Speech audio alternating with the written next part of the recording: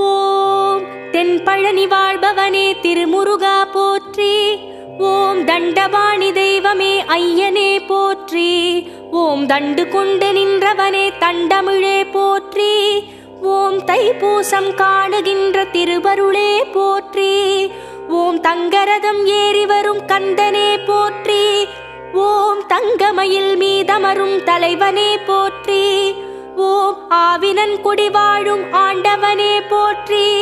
ஓம் ஆடியன கோலம் கொண்ட அப்பனே போற்றி.